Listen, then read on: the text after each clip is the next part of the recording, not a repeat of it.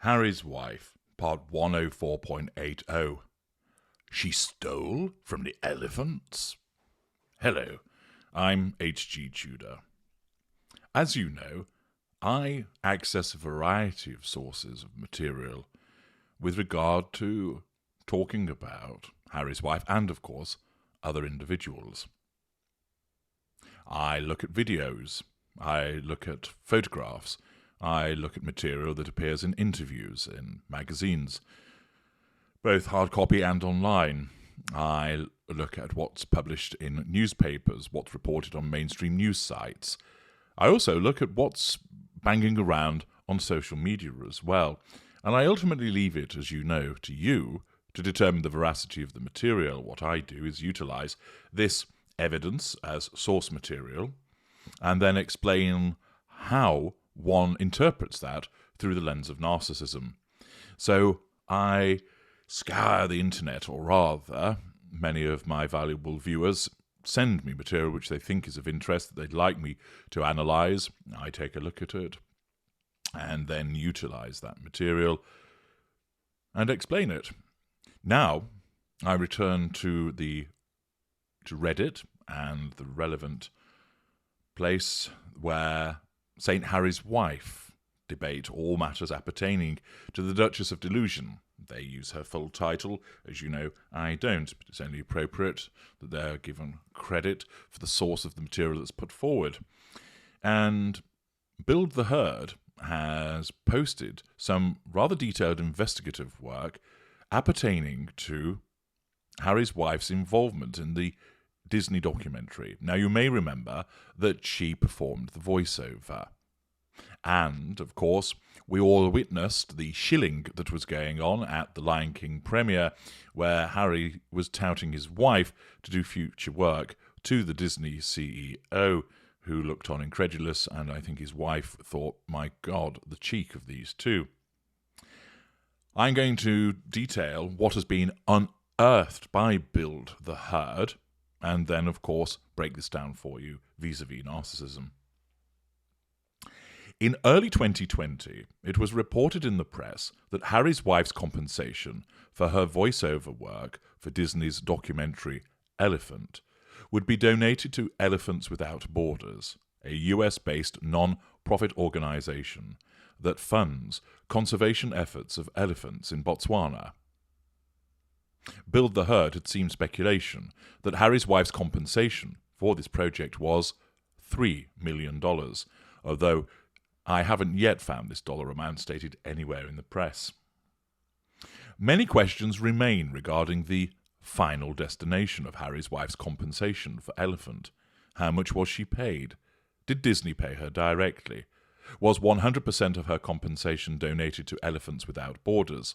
Has Elephants Without Borders actually received any dollars related to this?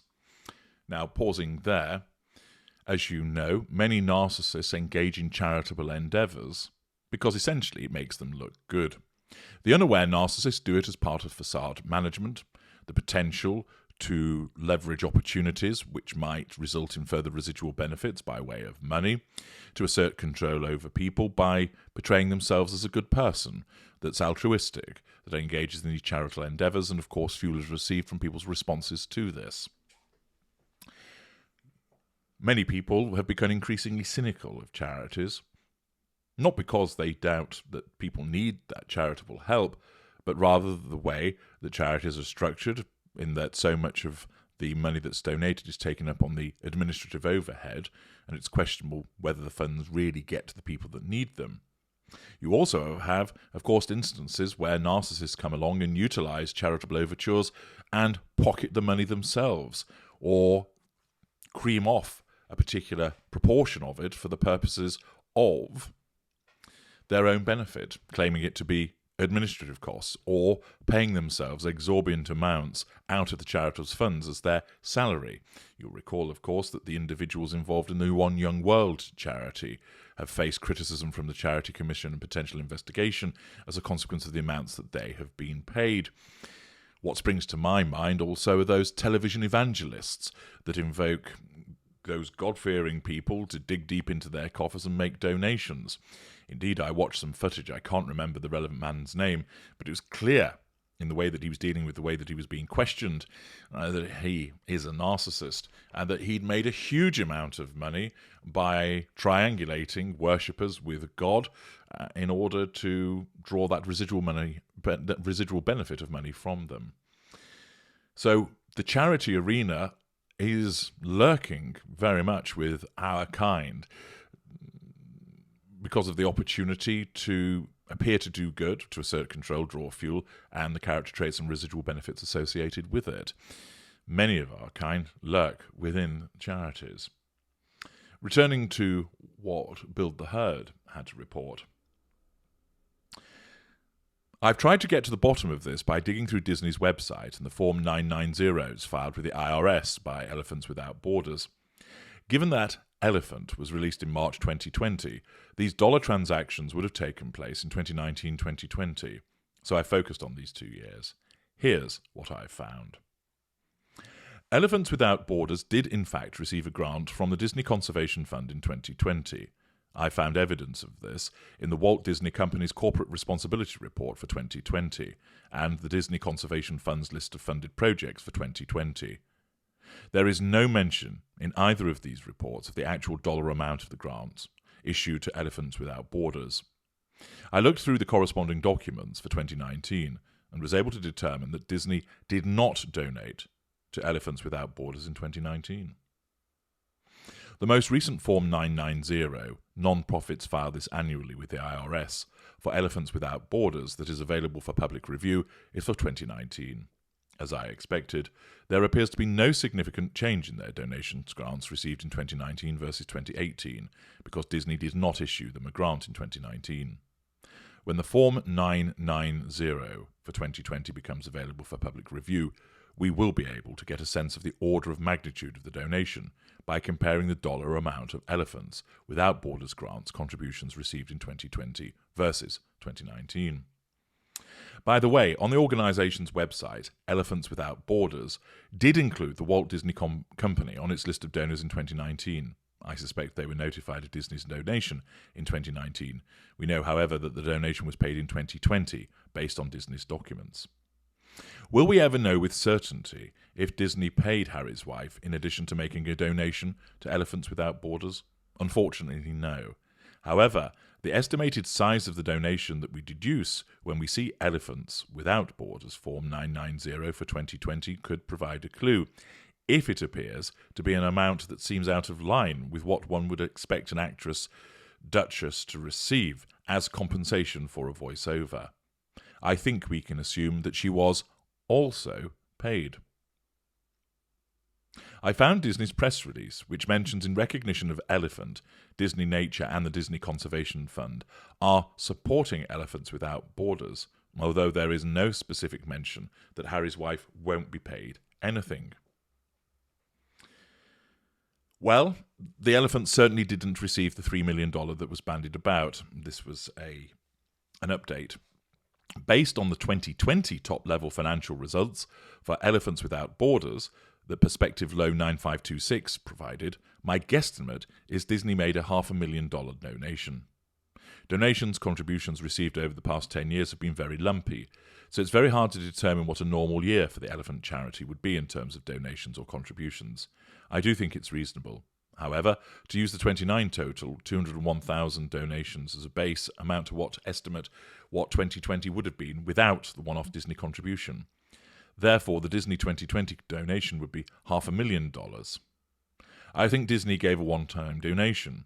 The elephant charity's total liabilities are only approximately $2,000. They use accrual accounting, so if they had outstanding pledges, those dollars would show up in this line.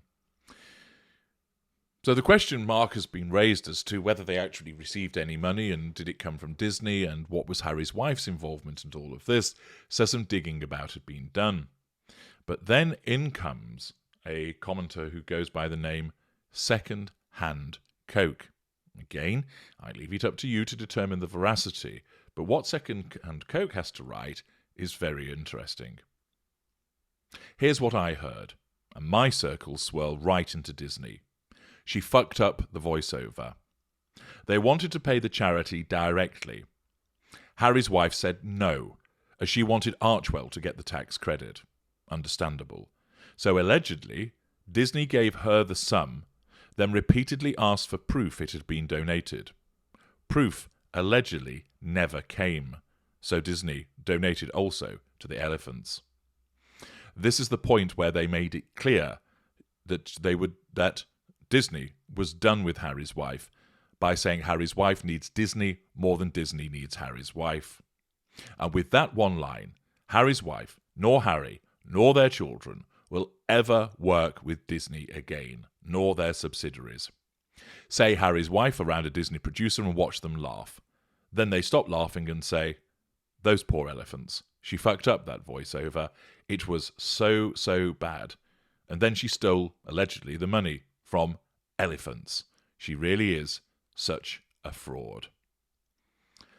Accordingly, based upon the digging around in the documents that have been undertaken by Build the Herd, and then the comments from Second-Hand Coke, it would appear the following. Unsurprisingly, Harry's wife fucked up the voiceover. She has no real talent, and of course, if she attempted her telephone sex operator voice, it's hardly surprising that that was the case. 2. She wanted to be paid through Archewell to get the tax credit, but there is a suspicion that the money then never actually was sent on to Elephants Without Borders. The clear implication being that Harry's wife claimed that there was a donation made, but she trousered the money. If that is correct, not only has she engaged in facade management, which is false, but there's also the sense of entitlement, lack of emotional empathy for basically taking money that a charity ought to have received, a lack of accountability for her behaviour, an absence of boundary recognition through this asset appropriation. Is this something a narcissist would do? Absolutely. I emphasise, of course, that these are the allegations that Second-Hand Coke has put forward, but if they are correct, it is entirely commensurate with the way that a narcissist would behave. The narcissist, operating with that sense of entitlement and poor boundary recognition, is driven by the narcissism to keep the donation because it's a residual benefit, but at the same time tell the lie that the money has been passed on for the purposes of managing that facade. A certain mid-range narcissist would certainly engage in such behaviours. Furthermore, of course, we have the collateral consequence. The fact that she fucked up the voiceover, and there's the allegation that she didn't pass on the money, which compelled Disney to make a further payment, no doubt the relevant people feeling bad for the charity, of course has meant that that bridge has been burned with Disney. So notwithstanding the brilliant shilling from Ginger Bollocks, they were never going to get anywhere. You see, once again, this is demonstrative of her mid-range narcissism.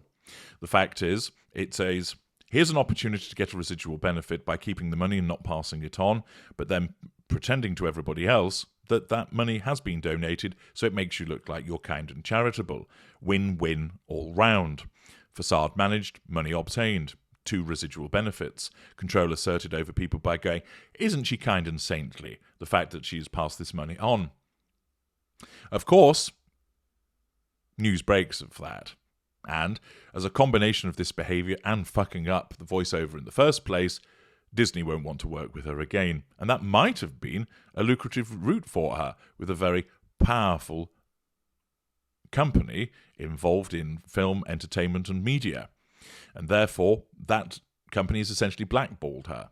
Of course, she won't care, because she will just regard them as being racist haters for not involving her anymore, and that she did a brilliant voiceover for elephants, and she can't help it if the relevant producer is incompetent and stupid and doesn't recognise talent when it's in front of him or her.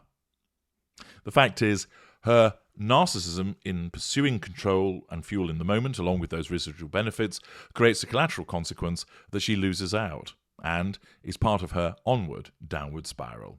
I'm H.G. Tudor. Thank you for listening.